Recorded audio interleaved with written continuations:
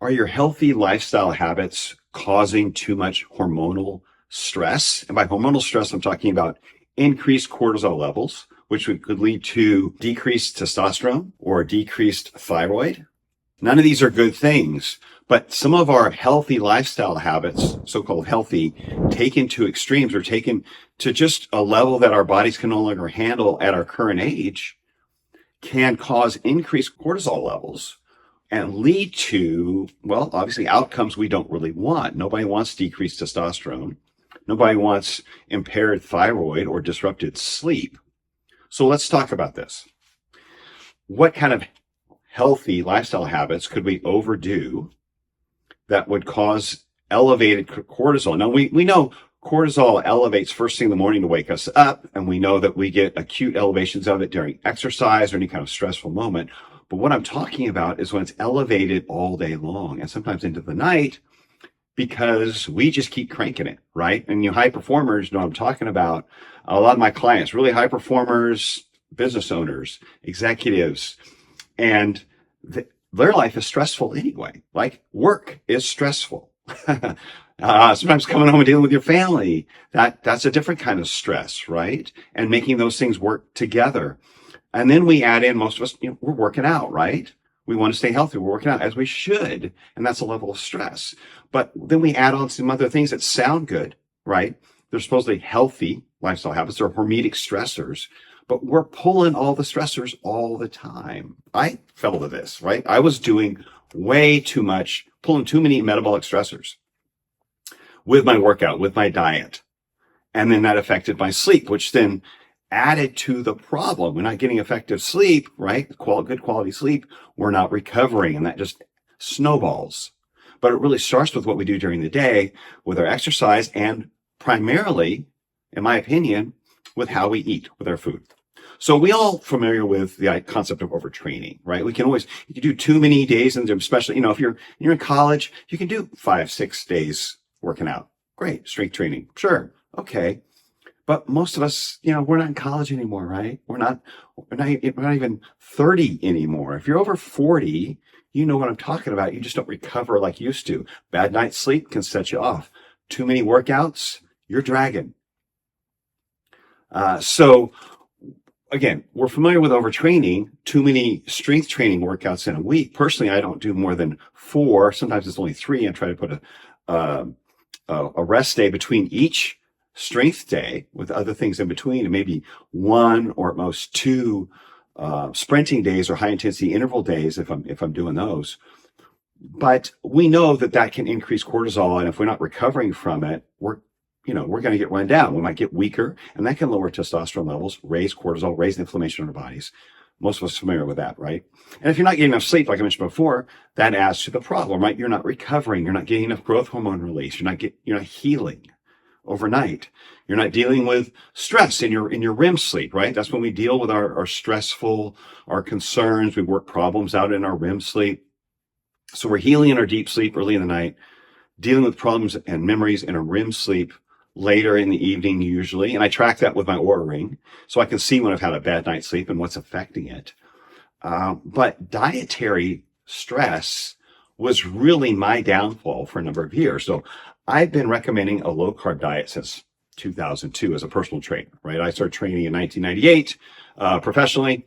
And of course, a lot of my clients were weight loss clients, but I didn't want to ask them to do something that I hadn't done myself. And I've always been an experimenter. I've always tinkered.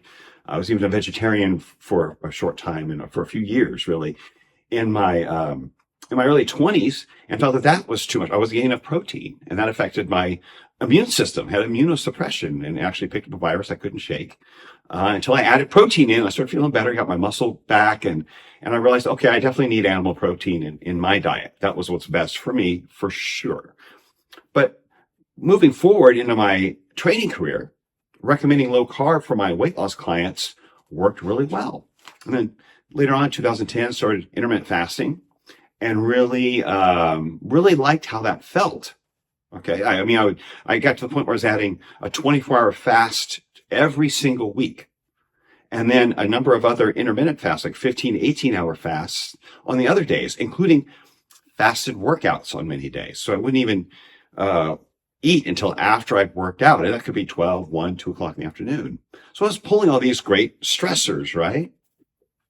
Until it hit me, right? It was good until it wasn't. Now I realized that mental energy was actually the epinephrine and the cortisol hitting my brain, hitting my system, right? And all the free fatty acids that releases. And the energy it stimulates, but at what cost, right? So the stress level was negatively, I wasn't recovering. Those hormones were not just fluctuating when needed. They were staying elevated all the time. So it was impacting my sleep. So I was getting really bad quality sleep. I was burning all the time, really just overtrained. I wasn't recovering from my workouts, wasn't getting stronger. Just feeling kind of run down. The thing is, I'd seen this in my blood work early on, and I hadn't connected the dots. So when I'm looking at my blood work, there was a marker called SHBG, or Sex Hormone Binding Globulin. And a lot of people aren't familiar with this. I wasn't super familiar when I started looking at my blood work in my late 40s, actually, about 5 or 6 years ago. And it's a hormone that, well, it's a protein, actually. Globulin is a protein that, as it sounds, binds to your sex hormone or your free testosterone. And when it binds to that free testosterone, that keeps it from being absorbed by your tissues. So that's going to affect recovery. That's going to affect your drive, your stamina, your mood. And this was elevated, which is a sign that cortisol levels are elevated chronically. They're way too high, and they're staying elevated. They're not just elevating when I'm in a stressful situation or working out or waking up in the morning, which is normal.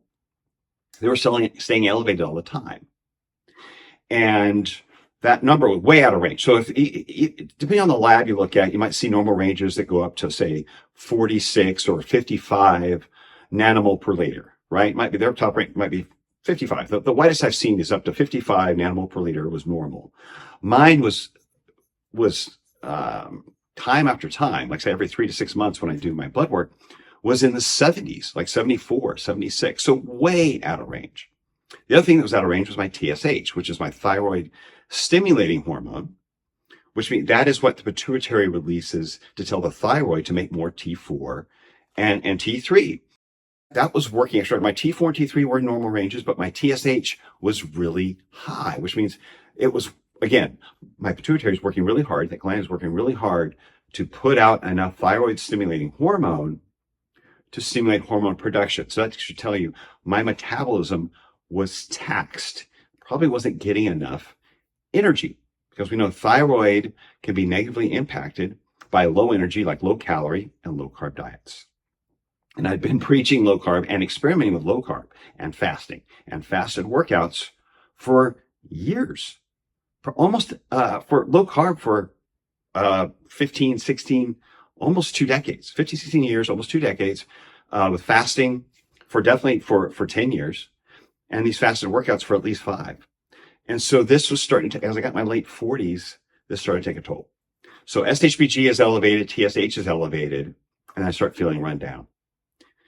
And it just was like, just with a little conversation with my doc at the time, who's very clued in on hormones and managing hormones, and talking to a lot of guys around, 40s, 50s, who tend to push the edge a little bit, kind of, push the envelope. And he's like, I think you're doing too much. And it was like, what do you mean I'm doing too much? But I realized he was right. I was cranky. I was pulling all the levers, pulling all the stress levers with my diet and my workout and just life. 4 kids, married with 4 kids, and, owning my training business. And it was all of those things. We have to count all of those things as stressors in our life and account for the fact that, again, we aren't 30 anymore. And if you're over 40 or you're coming up to on 50 or over 50, like I am now at 53, we have to account for stressors. And we have to make sure we're getting enough recovery from our stressors that we're using to move us forward. We need some stress to move us forward in our job or with our health. We have to have some level of stress, right? We have to push the edge, and that's okay. But we also have to have time to recover, for our bodies to recover, so we can keep using what we know and keep moving forward in the way we want to, without running ourselves into the ground. That's not new knowledge, is it? I had a very, very fit client who was in his late 30s, pushing 40, who had been, college athlete, like fantastic athlete, started getting into triathlons and marathons after in his career, when he was in his career after college, to kind of keep him fit, keep him going. But when we started looking at his blood work, he just was feeling run down. He got in his late 30s, was feeling a little run down. Look at his blood work after a marathon. His testosterone tanked for weeks and sometimes even a couple of months. And so that's one of those things where seeing this, I'm thinking, oh, of course it did, because that marathon's too stressful. But I wasn't seeing it in my own life. I kind of had this blind spot to the way I was eating. Again, low carb, lots of intermittent fasting, pretty practically every day, or the 24-hour fast once a week, and these fasted workouts. And so I was creating this metabolic stress because of a lack of energy. I wasn't recovering, and that elevated cortisol. So what happens when we don't eat enough, for instance, carbohydrates? I was getting enough protein, by and large, adequate protein, which means, and I was eating mostly from meat and eggs, so I was getting adequate fat, but my carbs were very low, and my meals were very tightly contained in a time restricted window. So that really kind of curbed my appetite. That and the fact that my cortisol levels were so high. And so when cortisol levels are elevated, that makes our body release, glycogen, whatever glycogen is in the liver, it will dump some glycogen, it will dump some sugar, right? Some glucose, from the liver into the bloodstream. It'll dump free fatty acids, right? It can even and it did this, it elevated my cholesterol levels. So you see a lot of elevated cholesterol levels in people with low carb diets, keto diets, carnivore diets. And some of that you can say is due to, they're eating more fat, so they're using more fat. True, they're eating more fat and they're using more fat, but there's also a stress response where cortisol can actually cause the elevation of that LDL thing. And I wasn't too worried about the LDL because I'm metabolically healthy, I'm fit, I'm very active. So I don't consider cholesterol to be a risk for me when I'm active and fit, and I have low fasting insulin levels, healthy blood sugar, and my CAC, my calcium coronary scan, is at 0 at 50 years old. So I'm not developing plaque. So I wasn't worried about cholesterol, but it's another indicator of stress. What I didn't pay attention to until I hit the wall, though, was that SHBG, the sex hormone binding globulin, and the elevated TSH. I thought, okay, not a big deal. I can manage it. Until I couldn't. And so after the conversation with the doc, it was like, okay, this is the feedback I needed. I'll just back off. So I started eating a little more before workouts, fewer fasted workouts, backed off on workouts maybe 3 times a week instead of 4, and had fewer days where I was intermittent fasting in general. There was an improvement within a couple weeks to my sleep.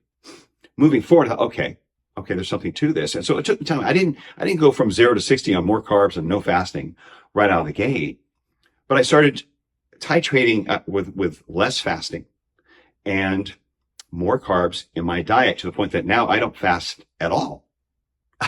And the problem was I was eating like a dieter, but I was training and had the metabolic health of an athlete.